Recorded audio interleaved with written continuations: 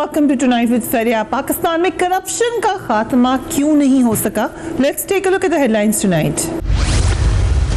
नैब 17 साल में भी करप्शन के खात्मे में नाकाम।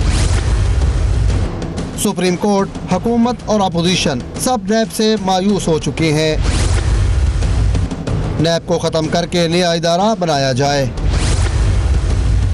MQM ने पार्लियामेंट में करारदाद जमा करवा दी। क्या नैब को ख़त्म करने का मुतालबा दुरुस्त है?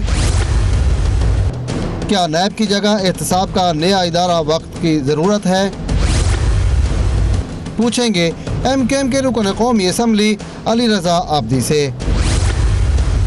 मुस्लिम लीग नून के रुकन कौमी असम्बली मोहसिन शाह नवाज रांझा से, रहनुमा तहरीक इंसाफ इमरान इस्माइल से और general secretary Peoples Party Khyber Pakhtunkhwa Faisal Karim Kundi से।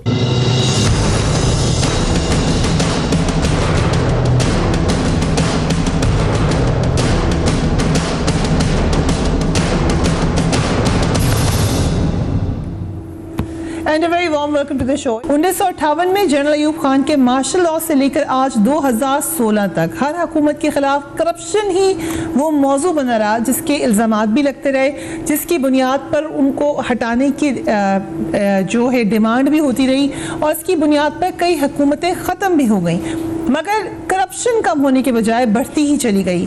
करप्शन के खात्मे के लिए 1999 में नैब का इदारा कायम किया गया। इदारा तो बन गया मगर आज 17 साल बाद भी मकसद पूरा नहीं हो सका। खुद नैब के मौजूदा चेयरमैन तस्लीम कर चुके हैं कि मुल्क में सालाना अरबों रुपए की करप्शन होती है। नैब सिर्फ अपोजिशन ही की नहीं बल्कि खुद हुकूमत की जानिब से भी तनकीद का निशाना बनता रहा। 16 फरवरी को इसी साल वज़ीर आज़म नवाज शरीफ ने नैब के मुतालिक किया था। Let's listen to that. एक नैब जो है वो भी मेरा ख्याल है कि उसको अपना काम ज़्यादा जिम्मेदारी के साथ करना चाहिए। वो मासूम लोगों को भी जानबूझ के उनके दफ्तरों में घरों में घुस जाते हैं और वहाँ जाके जो है ना वो उनको तंग करते हैं, नहीं देखते कि ये केस जो है वो सही है या नहीं है, गलत केसेस के ऊपर भी हाथ डालने की कोशिश करते हैं। और मैं ये चेयरमैन नैब के नोटिस में ये बात पहले भी ला चुका हूँ, आइंदा और भी लाऊंगा कि इस तरह से लोगों की इज़्ज़तों को उछालना, नाजायज़ केसेस के ऊपर उनको पकड़ना और फिर काम ना करने देना, सरकारी अफसरों को जो फैसला करने से पहले डरते हैं उनको भी अपना डराते और उनको भी खौफज़दा करते हैं, ये बात ठीक नहीं है। और मैं समझता हूँ कि इसका अगर उन्हें नोटिस लेना चाहिए, वरना फिर हुकूमत जो है वो इस सिलसिले में ज़रूरी कार्रवाई और कानूनी कार्रवाई जो है वो कर सकती है। की जानिब से कौमी असम्बली में नैब के खात्मे के लिए एक करारदाद पेश की गई जिसमें कहा गया कि नैब का इदारा मुल्क में करप्शन के खात्मे में नाकाम हो चुका है, इसलिए नैब ऑर्डिनेंस 1999 को ख़त्म करके उसकी जगह पार्लियामेंट करप्शन के खात्मे का नया कानून बनाए। नैब का इदारा जनरल परवेज़ मुशर्रफ के दौर में कायम किया गया था। मुत्तहिदा कौमी मूवमेंट परवेज़ मुशर्रफ साहब की हामी रही, उनकी हुकूमत में शामिल रही, मगर आज मुत्तहिदा कौमी मूवमेंट ही ये मुतालबा कर रही है। नैब के कंट्रोवर्शियल होने में कोई राय नहीं है। यही सवाल जब हमने जनरल परवेज़ मुशर्रफ के सामने अभी कुछ दिन पहले रखा तो उनका क्या कहना था? Let's listen to that. कोशिश तो आपने भी बड़ी की, नैब का इदारा हो या और तरीकों से, ये तो एक तल्ख हकीकत है कि मामला नहीं हल हो सका। कितने मुकदमे बने, फिर वो उनको माफ करके वापस बुलाना पड़ा। फरिया बात ये कामयाब जो आप कह रही है ना, अगर आप समझती है कि 100% कामयाब, यानी मैं 6-8-10 साल में मैं पाकिस्तान को स्कैंडिनेवियन, फिनलैंड और स्वीडन जैसा ईमानदार तरीन पाकीज़ा मुल्क बना देता, ये कभी नहीं होता है। पाकिस्तान पाकीज़ा तरीन तो नहीं, लेकिन करप्शन में बड़े आगे तक जाने वाला मुल्क यकीनन बन चुका है। सुप्रीम कोर्ट, मुल्क का सुप्रीम इदारा भी नैब की कारकर्दगी पर बरहम है।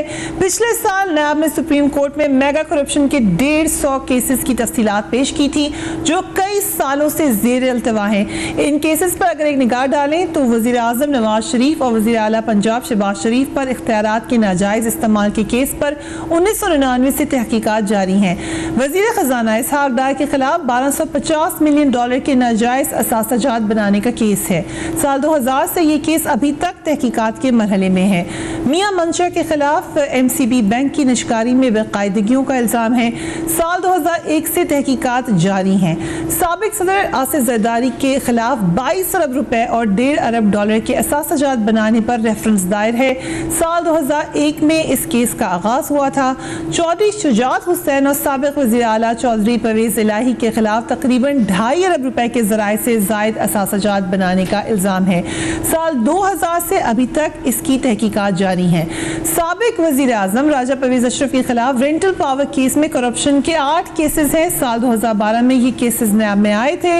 मेगा करप्शन के ये केसेस जो मुकदमात हैं नैब की कारकर्दगी पर यकीनन सवालिया निशान है। कई साल हो गए, इतने सालों के बावजूद इन केसेस की तहकीकात ही मुकम्मल ना हो सकी, ना तो इसको खारिज कर सके ना इसके ऊपर किसी को सजा दे सके, तो फिर ये इदारा कर क्या रहा है? We will talk about it after break. Keep watching tonight fair.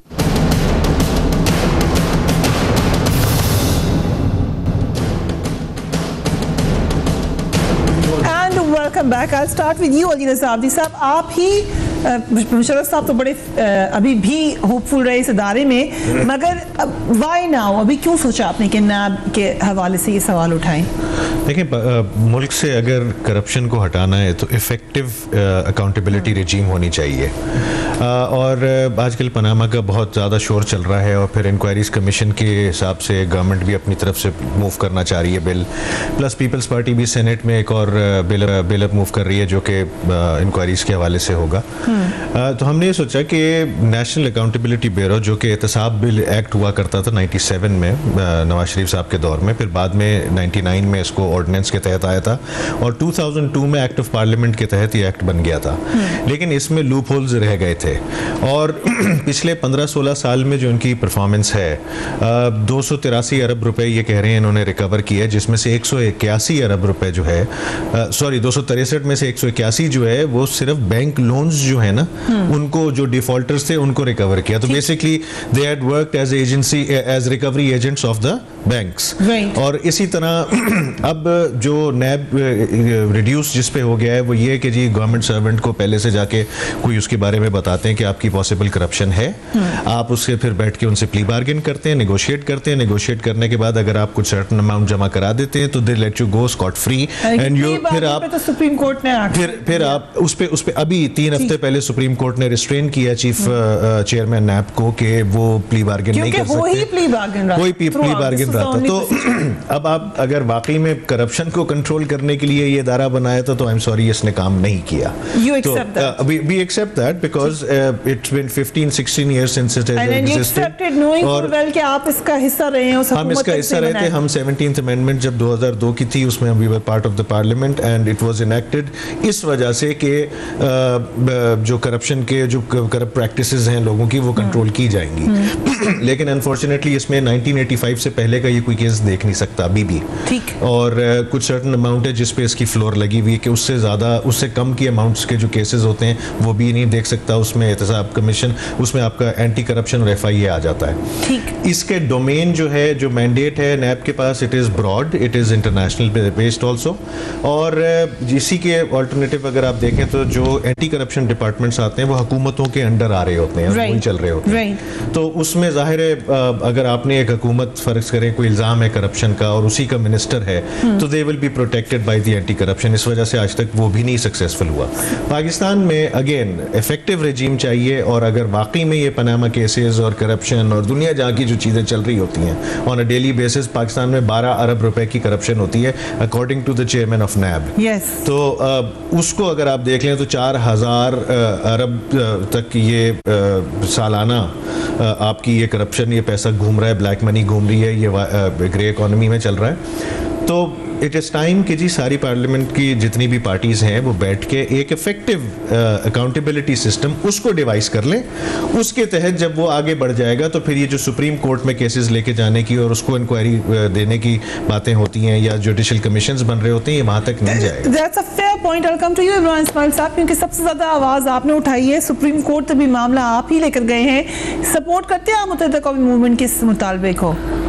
देखिए, ये बात तो इनकी बिल्कुल ठीक है कि नैब जिस लिए बनी थी, जिस मकसद के लिए नैब का क़याम ज़रूर पजीर हुआ था, उसमें नैब बुरी तरह नाकाम रही है। नैब एक ऐसी दुकान बन गई थी कि जहाँ पे आप करप्शन करने के बाद आके प्ली बार्गेन करें और जो अमाउंट आपके ऊपर चार्ज हुआ हो, तो अगर 100 रुपये चार्ज हुए तो आप 20-25 रुपये दे के उसमें से छूट जाएँ और बाइज़्ज़त ज़िंदगी गुजारें। ये इस तरह की दुकान एक नैब बन गई थी और वो हुकूमत वक्त का एक ज़ैली इदारा बन के रह गया था कि वो हुकूमत वक्त में क्या, वज़ीर आज़म नवाज शरीफ का ज़ैली इदारा बन के रह गया था कि जो वो चाहते हैं तो होगा, जो नहीं चाहते तो नहीं होगा। वो जब चाहे नवाज शरीफ साहब को तो खुद इतराज़ है नैब के ऊपर, प्राइम मिनिस्टर तो ऑन रिकॉर्ड कह चुके हैं कि वो खुश नहीं है नैब से। तो वो नैब को परफॉर्म करवाएं, इसका कौन जिम्मेदार है मुझे बताएं। आज तक तो हम जो जिस चीज़ पर रो रहे हैं, पिट रहे हैं पनामा के ऊपर, नैब ने उसकी इंक्वायरी की नहीं। जब वक्त आया सुप्रीम कोर्ट में तो वो चाइना चले गए, वो इतना इंपॉर्टेंट ज़रूरी उनका मिशन आ गया था।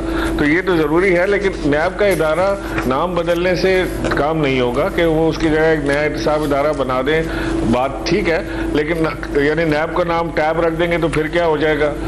फर्क जब पड़ेगा जब उसकी हमें सारी करेक्शन ये करनी पड़ेगी कि जैसे दुनिया भर में ये इदारे, एहतसाब के जो इदारे हैं, जिस तरह वो आज़ादाना तौर से काम करते हैं, वो हुकूमत के नीचे नहीं होते, ताबे नहीं होते, वजीरों को जवाबदेह नहीं होते, वो अपना काम आज़ाद तरीके से करते हैं। और इसे उस वक्त होगा जब 2/3 मेजॉरिटी पार्लियामेंट की मर्जी से अभी रेजोल्यूशन है, जो रेजोल्यूशन है वो अभी इस बात की एक्सेप्टेंस से शुरू हो रही है कि पहले आप ये मान लें कि नैब का इदारा काम नहीं करा। यहाँ तक तो मुत्तफिक है मुत्तहिदा कौमी मूवमेंट के साथ कि ये एक यूजलेस इदारा है, फ्रिवलेस है, इसका कोई फायदा नहीं है। You agree to that and I will come to you now Kudi साहब sir, I will come to you in the end because you are the government, क्योंकि आपकी चार्टर ऑफ डेमोक्रेसी में ये इस बात पर एग्रीड थे दोनों जमातें कि अकाउंटेबिलिटी होगी और एक ऐसे तरीके से होगी जिसके ऊपर किसी को कोई शक ना हो, कोई क्वेश्चन ना कर सके। वो कब आपने उस पर काम करना था, अकाउंटेबिलिटी के सिस्टम पर? बिस्मिल्लाह, देखिए फरिया, डेफिनेटली चार्टर ऑफ डेमोक्रेसी में बहुत सी ऐसी चीज़ें जिसमें तकरीबन पिछली गवर्नमेंट में हमने 75 to 80% चीज़ों पे अमल दरामद किया। और अकाउंटेबिलिटी का जो एक प्रोसेस था जिसको हम चाहते थे कि ये हो, चेयरमैन नैब भी लीडर ऑफ द हाउस और अपोजिशन की मशावरत से हुआ, लेकिन डेफिनेटली कोताहियाँ होती हैं, गलतियाँ भी होती हैं। अब जिस तरीके से नैब के चेयरमैन पे या नैब पे उंगलियाँ उठ रही हैं वो सबके सामने है। अब हम चाहते थे कि नैब जो है वो पोलिटिसाइज ना हो, पॉलिटिकल विक्टिमाइजेशन के लिए इस्तेमाल ना हो, लेकिन अनफॉर्चुनेटली वो चीज़ हो रही है। अभी इस वक्त मैं डेफिनेटली हो रही है। अब ये सवाल करेंगे, लीडर ऑफ द अपोजिशन उसमें शामिल था, गलती हमसे भी होती हैं। हमने जब पिछली दफ़ा ECB का जो चीफ इलेक्शन कमिश्नर जो हमने लगाया, डेफिनेटली हर पॉलिटिकल पार्टी ने उस पर उंगली भी खड़ी की। हम तो चाहते कि अच्छे लोग आए, लेकिन आए, लेकिन उस पर डेफिनेटली उंगली थी। अभी भी अगर आप चेयरमैन नैब की कार्रवाई देखें तो अगवा बराए तावान का इदारा बना हुआ है। आप एक बंदे को उठाएं, पेमेंट वो इतनी करेंगे, उनको कितना मिलता है इसमें पता है? आज तो नहीं बना, आपकी हुकूमत के पूरे 5 सालों में वो इसी तरीके से काम करके गया है। देखें, हमारे पिछले 5 साल दौर में डेफिनेटली अगर उसने सही काम नहीं किया, लेकिन उसने पॉलिटिकल विक्टिमाइजेशन के लिए इस्तेमाल नहीं हुआ, कुछ भी नहीं किया। चले पॉलिटिकल विक्टिमाइजेशन नहीं हुए ना, राइट। आपने कहा पकड़ना ही नहीं है किसी। आप देखें, हम तो ये कहते हैं कि हमें तो हमारे जो लोग हैं उनको तो पकड़ लेते हैं, कहते हैं आप गुनाहगार, आप अपने आप को बेगुनाह साबित करो। आप एक बंदे को पकड़ें और कहें कि आप अपने आप को बेगुनाह साबित करो। नैब का जो इस वक्त का इदारा है उसके ऊपर 100 उंगलियां लोग उठा रहे हैं। इस छोड़े, आपके अपने नैब के चेयरमैन पे आपने कितने प्रोग्राम किए? जब वो उसका एक आया था कि जी वो फौज से भी तनख्वाह पेंशन ले रहे हैं, इधर भी ले रहे हैं, जब एक पिछले दिन आया था, तो ये चीज़ें देखें, आप किसको, पटवारी को, तहसीलदार को, SDO को, एक्शन को, ये करप्ट है, बाकी पूरा मुल्क साफ है। इन्हीं को पकड़ते हैं ना, किसको पकड़े इन्होंने? कोई बताए ना, किसी बड़े बंदे को पकड़ो, उनसे पैसे वसूल किए हों या उनको सजा दी हो। राइट सर, जिनको पकड़ा जाता है वो भी बाद में, और फिर क्या सिर्फ सियासतदान है? इनके जो पेटी बंद भाई हैं जो इनके साथ ये ब्यूरोक्रेसी में रहे हैं, कोई ब्यूरोक्रेट्स करप्ट नहीं है? सर आप बताएं कौन कौन करप्ट है? You can tell us right now. नहीं, वो तो बिल्कुल जनाब कोई नहीं करप्ट, वो तो जमजम से अभी कैप्टन सफदर ने तो आवाज उठाई है, नहीं सब हिम्मत करें, सब नहीं, मैं क्यों लूं भाई, वो सब बिल्कुल साफ शफाफ हैं, जमजम से धुले हुए हैं, कोई करप्ट नहीं है। लेकिन कैप्टन सफदर की बात ठीक है या ऐसे ही कहती है उन्होंने? कैप्टन सफदर को अपना, मेरे ख्याल में उसका कोई अपॉइंटमेंट नहीं की होगी, फवाद ने किसी उसके कोई ब्लू वाइट की, तो डेफिनेटली हाउस का जो पर्सनल रीजन आपके ख्याल से उनका था। मोहसिन शाहनवाज रांझा साहब, नैब के इदारे के साथ तो परेशानी है, सबको है, लेकिन उसका सलूशन भी कोई है आपकी नज़र में, या आप एग्री करते ही नहीं है इस बात से कि नैब को तब्दील होना चाहिए? देखें, जब ये सारा इसका इशू बना तो उस पनामा का, उस वक्त हमने ये आवाज़ उठाई कि सारी पार्टीज इकट्ठी बैठ के एक ऐसा ऑर्डिनेंस और एक ऐसा व्हीकल बनाएं जिसके ऊपर किसी को कोई एतराज़ ना हो और उसके बीच में वो सारी चीज़ें इनकॉर्पोरेट की जाएं जो कि पिछले हमारा जो नैब ऑर्डिनेंस है उसमें नहीं है, यानी कि उसकी एफिशिएंसी के हवाले से, उसकी क्रेडिबिलिटी के हवाले से। लेकिन पैनामा का जब इशू हुआ चार्टर ऑफ डेमोक्रेसी पे भी था, लेकिन एक चीज की टाइमिंग बनती है ना। एक दफा पूरी कौम इन्होंने कहा कि टाइमिंग बनाए, हमने कहा हम कहा कि जब से पाकिस्तान बना है तब से शुरू करते हैं, लेकिन उस पर लोगों को एतराज होगा कि जी वो तो बहुत दूर की बात है। लेकिन देखिए, मैं आपको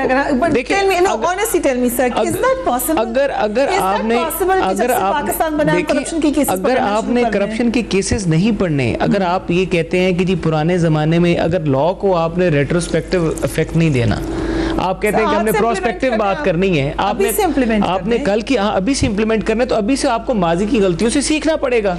आपने माजी में जो मिस्टेक्स की, आपको मैं बताता हूँ कि नैब का दायरा क्या था। नैब के दायरे की जो बेसिकली जो उसके अंदर मैं समझता हूँ जो फॉल्ट आया वो तो परवेज मुशर्रफ लेकर आया। जब पीपल्स पार्टी का फॉरवर्ड ब्लॉक बनाया, राव सिकंदर साहब और फैसल सालेयात ने पीपल्स पार्टी छोड़ी, किसके प्रेशर के नीचे आके छोड़ी? पीएमएलक्यू किसके प्रेशर के नीचे आके बनी? लोगों के साथ प्ली बार्गेन्स किस लिए की गई? हाँ, तो नहीं, हमने उसको कंटिन्यू नहीं रखा। मुशर्रफ साहब के दौर में एनआरओ हुआ, आपने एक अदारे को इतना ऊपर ले गए, फिर एनआरओ कर लिया, फिर उसको छोड़ दिया। इस तरह की आपको 150 एग्जांपल दे। उस अदारे की क्रेडिबिलिटी तो मुशर्रफ दौर में तबाह हुई। अब हम उसको जितना भी उठाते हैं, सारे लोगों के पुराने जख्म भर जाते हैं। मैं आपको अपने वालिद की मिसाल देता हूँ। मेरे वालिद के ऊपर उन्होंने रजिस्ट्री का एक केस बना के उसको चलान किया, उन्होंने मियां नवाज शरीफ को नहीं छोड़ा। इस तरह की 150 मिसालें हैं। प्राइम मिनिस्टर जो खुद कहते हैं, कई दफा आगे कहते हैं कि मेरा तो इतनी दफा एहतसाब हो चुका है, वो इसीलिए तो ये कहते हैं। What's stopping you? रुकिए क्यों? देखिए, the problem is कि आप जब आप सियासी वफादारियों को तब्दील कराने के लिए अदारों को इस्तेमाल करेंगे तो यही होगा, चाहे वो हम हो, चाहे वो ये हो, चाहे वो कोई भी सियासी जमात हो। देखिए, अब तो हम उसको कह रहे हैं कि अब आपने अगर उस अदारे की क्रेडिबिलिटी को बहाल करना है तो आप उसके ऊपर सारी पॉलिटिकल पार्टीज बैठे और ये बात करें कि जो एनआरओ हुआ था वो गलत हुआ था। एनआरओ मुशर्रफ को नहीं करना चाहिए था, फॉरवर्ड ब्लॉक पीपल्स पार्टी का नहीं बनाना चाहिए था। ये सब चीजें इस अदारे की क्रेडिबिलिटी के ऊपर एक बहुत बड़ा धब्बा बन चुकी हैं। और दूसरी बात जो ये बात कर रहे हैं, ये कहते हैं कि उस अदारे ने काम, उसके बीच में एक शेड्यूल ऑफ ऑफेंसिव है, ऑफेंसेस के बीच में विलफुल डिफॉल्ट एक ऑफेंस है। और विलफुल डिफॉल्ट जो लोग जानबूझ के बैंक के कर्जे लेके पैसे खा जाते हैं, that is an offence under the NAB ordinance. और उस ऑफेंस के बीच में वो रिकवरी कर सकते हैं, उसके बीच में प्ली बार्गेन भी हो सकती है, और उसके बीच में अरबों रुपए क्यों है, मां भी एग्री करें, सब एग्री करें, अरबों रुपए की रिकवरीज भी हुई हैं। राइट। एंड सर, जो पॉलिटिकल विक्टिमाइजेशन का जिक्र किया, ये इल्जाम लगाए ना पर कि सिंध में करप्शन या सिंध में एक्शन के हवाले से तो नजर आया हमें, ना पंजाब में नजर आया ना वफाक में। Is that correct? अभी इस टेन्योर में अगर आप देखें तो यस, 2013 के बाद से जो केएमसी में जाके नैब ने फाइल्स उठा के ले गए, सिंध बिल्डिंग कंट्रोल अथॉरिटी में वहाँ पे गए, वहाँ से उठा के ले गए, हुआ क्या? अभी तक कुछ नहीं हुआ ना उसका। उसमें से कुछ लोगों के नाम भी आए, कुछ ब्यूरोक्रेट्स के, कुछ वहाँ पे मिनिस्टर्स के, उसके बारे में भी कुछ नहीं हुआ। कुछ लोग बाहर चले गए, उसका भी कुछ अभी तक बाहर, कुछ के घरों से कैश भी मिल गया, फिर भी कुछ भी नहीं हुआ उसके बारे में, इंक्लूडिंग कुछ पार्टी लीडर्स। ठीक है ना? तो अब इसमें फरिया एक चीज, जो आपका सीआरपीसी है उसके तहत ये कंपाउंडेबल ऑफेंसेस हैं, जिसमें आप प्रॉपर्टी पे करते हैं, फेक है, एक्सटॉर्शन है, करप्शन है, ये चीजें। इस पे जाहिर सी बात है, आप एक नैब का एक चेयरमैन अकेला बैठ के ये डिसाइड कर ले कि जी मैंने किसको 90 दिन के लिए रखवाना है और उसको मैंने उससे क्या बात करनी। बिल्कुल सही कहा इन्होंने, ये किडनैपिंग फॉर रैंसम हो रही है। उसको पहले उसको थ्रेट किया जाता है, पहले उसको कुछ उसके प्रूफ्स दिए जाते हैं, फिर बुलाया जाता है, फिर रखा जाता है, फिर उसके साथ शेयर दिया जाता है। अच्छा, और फिर उसके बाद जो ऑफिसर्स काम कर रहे होते हैं उसमें से रिकवर्ड अमाउंट में से उनको रिवॉर्ड भी दिया जाता है। तो ये एक एजेंसी, एक बैंक जैसे अपनी रिकवरी एजेंसी, मोबाइल फोन वाले जैसे अपना क्रेडिट कार्ड कंपनी जैसे होती है फॉर एग्जांपल, वो जो अपने रिकवरी एजेंट्स भेजते हैं, उनका यही होता है, कुछ शेयर आपका होता है, बाकी पैसे आप दिलवा दें। So this is not controlling corruption. आपने अपना ये अकाउंटेबिलिटी जब तक आप अपने गवर्नमेंट ऑफिस में और जो लोग पीपल हु मैटर, जिनके हाथ में आता है ये पब्लिक पैसा, उन तक ये इफेक्टिवली नहीं जा सकेगा, तो फिर there is no use for this. Right, I will take a quick break, I will be right back, keep watching Shreya.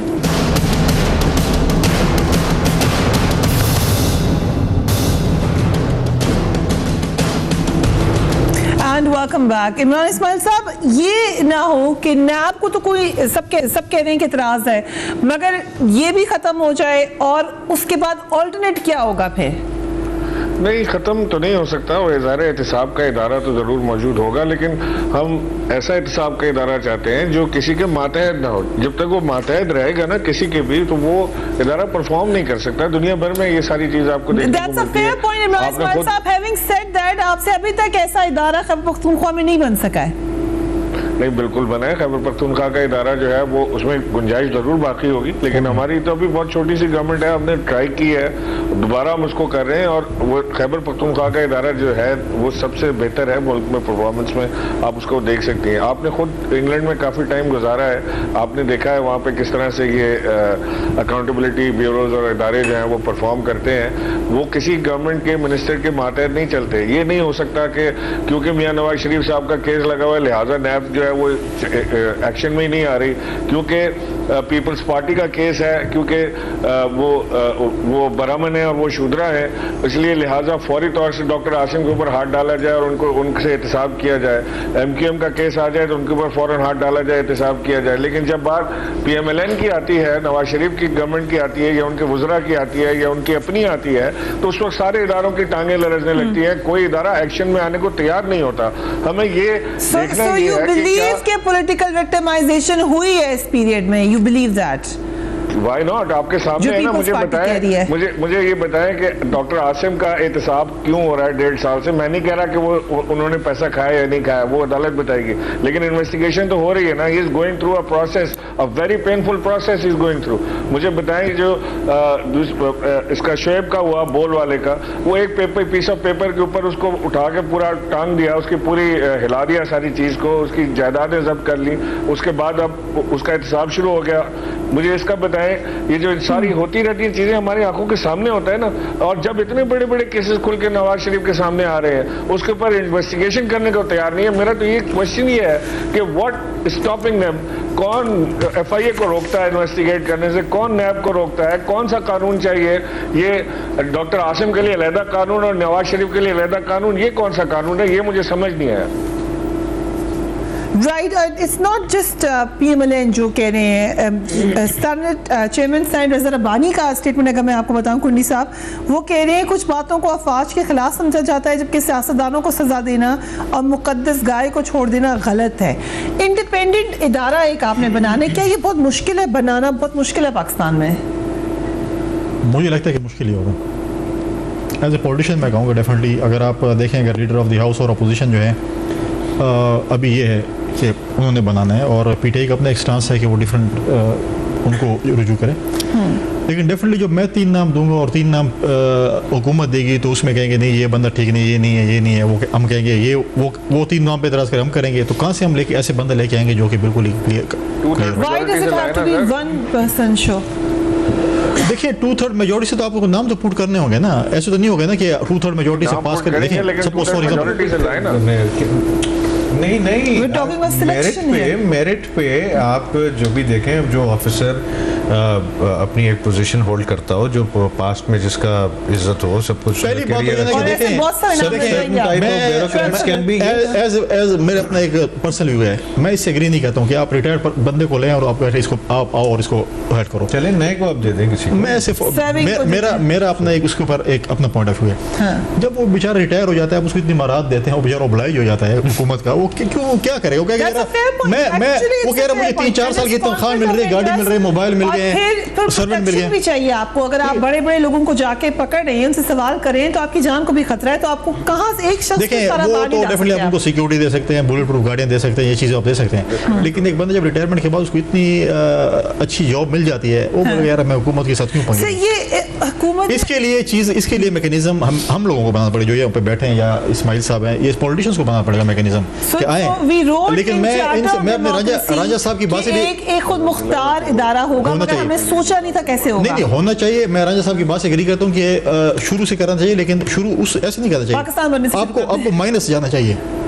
अच्छा, आज से शुरू करें और बिल्कुल आप माइनस जाए, पाकिस्तान बनने तक जाएं बिल्कुल। ठीक है, तो that's a fair point sir. उसके आप 2 डिपार्टमेंट बना दें या हर डेकेड का एक डिपार्टमेंट बना दें। वो तो आपकी रिसर्च होगी ना कि किस तरह गलतियां हुई और उसको किस तरह सीधा करना है। वो तो आप रिसर्च करेंगे, उसको आप एज अ मॉडल इस्तेमाल करके आगे उसको रिपीट नहीं करेंगे। इसका स्ट्रक्चर क्या होगा, इसके स्ट्रक्चर के ऊपर डिफरेंट डिस्कशंस हुई हैं। ये पार्लियामेंट में ये जो काम है ये गवर्नमेंट ऑन इट्स ओन नहीं, इसके साथ सारी पॉलिटिकल पार्टीज को भी रखना पड़ेगा और इसमें बाकी अदारों को भी शामिल करना पड़ेगा। बाकी अदारों को आप शामिल करते हैं। देखिए, एक बात है कि जिस तरह अभी बात हो रही है कि ब्यूरोक्रेट्स में करप्शन, नहीं, ब्यूरोक्रेट्स में बिल्कुल करप्शन है और ये करप्शन एक कंटिन्यूटी की बेसिस पे होती है। पॉलिटिकल पार्टी एक आती है इक़्तिदार में, वो चली जाती है, लेकिन ये लोग कंटिन्यू कर रहे होते हैं। एक पार्टी आई, दूसरी के साथ गए, दूसरी के साथ, तीसरी के साथ गए, ये कंटिन्यूस है। अब इनको जब हम इदारों में बैठाते हैं या इस तरह की चीजें होती है तो उसके बीच में हमें ये डिसीजंस करने चाहिए, हमें जुडिशरी को भी ऑन बोर्ड लेना चाहिए, लेकिन जुडिशरी की भी अकाउंटेबिलिटी करें। अगर आपने इसमें अपने सर्विसेज के इदारों को लेना है, मिलिट्री के इदारों को लेना है ऑन बोर्ड के, उनको इस डिसीजन मेकिंग में लाना, तो फिर उनको भी अकाउंटेबिलिटी का सब्जेक्ट बनाएं।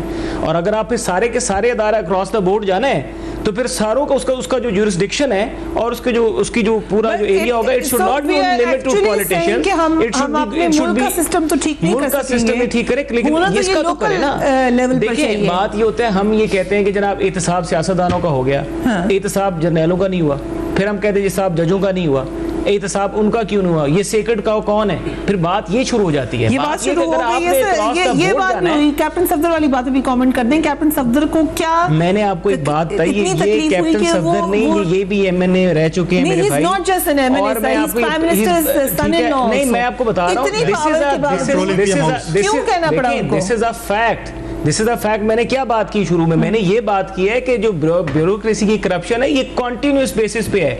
ये मेरे साथ है तो करेंगे, ये इनके साथ है तो करेंगे, ये उनकी गवर्नमेंट होगी कराची में तो ये उधर भी करेंगे। तो ये बिल्कुल सही कह रहे हैं। फवाद वाली बात मैं नहीं कर रहा, मैं ओवरऑल वैसे बता रहा हूँ कि वहां पर भी इस तरह के लोग हैं। आप जाके प्राइम मिनिस्टर हाउस में नहीं, मेरे अपने अल्फाज मेरे मुंह में मत डालें, अपने अल्फाज मेरे मुंह में मत डालें। Don't put your words in my mouth. What I Don't put your words in my mouth. मैं आपको क्लियर कर रहा हूँ, नहीं मैं डिसएग्री कर रहा हूँ, मैं आपको बता रहा हूँ, मुझे सुन नहीं रही। मैं कह रहा हूँ आप नैब की जाके लिस्ट निकालें कितने ब्यूरोक्रेट्स के खिलाफ केसेस हैं, you will get the answer। कितने पॉलिटिशियन के खिलाफ केसेस हैं, कितने जजेस के, तो ब्यूरोक्रेट्स के खिलाफ केसेस हैं। तो कैप्टन साहब ने ये कह दिया कि ब्यूरोक्रेट्स में करप्शन है तो है, इसमें क्या गलत बात है? Because we have very little time. Ali Razavi साहब, होना तो ये चाहिए एक आम जमहूरियत, एक आम मुल्क में कि लोकल लेवल पे आपके इदारे इतने एम्पावर्ड हो।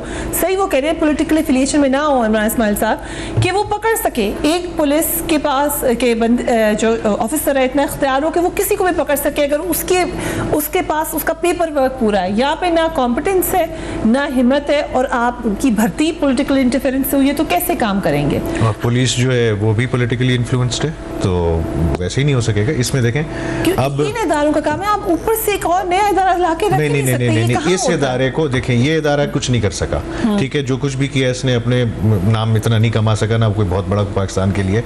अब इस इदारे की जो एक्ट है, जो इसके कवानीन है, इसी तरह जो इंक्वायरीज कमीशन आ रहा है, फिर पीपल्स पार्टी के सेनेट में बिल आ रहा है, और एहतसाब के हवाले से अकाउंटेबिलिटी के हिसाब से पूरे पाकिस्तान से इंफॉर्मेशन लेके हम लोग लेजिस्लेट करें असेंबली में, और एक नया एक्ट, एक नया बिल लेके आए गवर्नमेंट।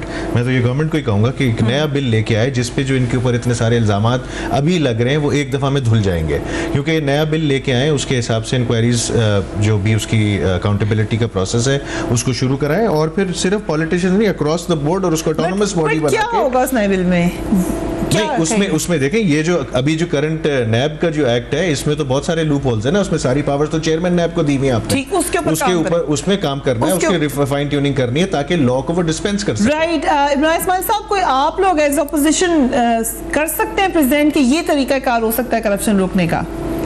इसको ज़ाहिर है, इसको बैठ के देखना पड़ेगा। ये बहुत एक कॉम्प्रिहेंसिव बिल लाना चाहिए अगर ऐसा कोई प्रोग्राम बन रहा है तो, जिसको तमाम जमातें भी एग्री करें, और फिर उसमें ज़ाहिर है कि अक्रॉस द बोर्ड हो। वो बिल्कुल ठीक कह रहे हैं कि इसमें जो जजेस हैं, जुडिशरी भी उसके अंदर अकाउंटेबल होनी चाहिए, उसके अंदर आर्मी भी अकाउंटेबिलिटी होनी चाहिए, उसके अंदर ब्यूरोक्रेसी की अकाउंटेबिलिटी होनी चाहिए। पॉलिटिशियंस तो ऑफकोर्स ये बनी पॉलिटिशियंस के लिए रहा है कि उनकी अकाउंटेबिलिटी होनी चाहिए, लेकिन फरिया हमें बिल्कुल उम्मीद नहीं है मुझे कि ऐसी कोई चीज़ आएगी और ऐसी ऐसी कोई चीज पास होगी असेंबली से कि जिसके अंदर अकाउंटेबिलिटी हो। assembly तो हम तो 24th अमेंडमेंट अभी देख रहे हैं जो आ रही है। आ जाए अली साहब कह रहे हैं कि आप असेंबली तो आ जाए।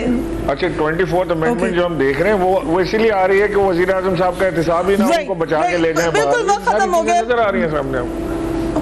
Okay sir, it's last word to you. क्या किसी पॉइंट पे आपको लगता है, अभी 5 साल आपके हो गए, 5 साल उनके होने वाले, लग नहीं रहा कि एक्चुअली कुछ होने जाएगा, जबकि आपको ऊपर भी इल्जाम लगते रहे करप्शन के, उनके ऊपर भी हमारे पे कोई नहीं लगा, हमारे पास नॉट अ सिंगल ना, वो कहाँ पनामा, वो तो कोर्ट के आप दिमाग सुना, वो कतर के शेख चीज हमारी गवर्नमेंट पे इस दौर में एक सिंगल स्कैंडल हमारे किसी मिनिस्टर के खिलाफ नहीं बनाएंगे, क्योंकि अदारा हम तो बनाने के लिए तैयार है। वो ये माइंड ना करे इनके ऊपर नहीं, कतर के हमारे शेख साथ के ऊपर बैठे हैं, हमारे साथ बैठे हैं। चलिए, you don't think Panama leaks are corruption accusation? बिल्कुल, वो तो बिल्कुल साफ कोर्ट के रिमार्क से सुन रही हैं आप, रोज कोर्ट में क्या हो रहा है। एक्यूजेशंस तो है, टू मेक मी गिल्टी। नहीं तो फिर इसमें हम तो कह रहे हैं, देखें हम तो कह रहे हैं इल्जाम गलत है, आप आए बिल पास करा लें ना, बिल आ जाए, बिल पास करा लें। और तो बिल आ रहे हैं, हम तो चाह रहे हैं कि आप आए उनको पार्लियामेंट में बुलाएं, पास कराएं और आप एम्बैरस करें पोजीशन को, आपने गलत इल्जाम जिस दिन लेकर आएंगे उस दिन I'll do a show. Until then, take care of yourself. Allah Hafiz.